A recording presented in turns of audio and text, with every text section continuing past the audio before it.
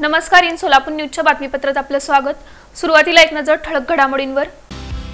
या हेडलाईन्सचे प्रायोजक आहेत सोलापुरातील नावाजलेले 7 हिल्स मेन्सवेअर अँड कलेक्शन। आता बेस्ट क्वालिटी आणि परफेक्ट फिटिंग फक्त 7 हिल्स मध्येच।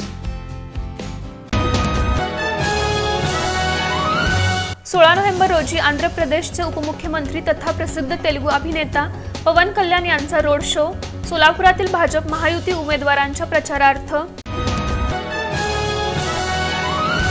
यंदा वारं फिरलं, गवळी समाजासह अन्य सामाजिक संघटनांचा निर्णय। शहर उत्तरमधील महाविकास आघाडीचे उमेदवार महेश कोठे यांना पाठिंब्याचं पत्र।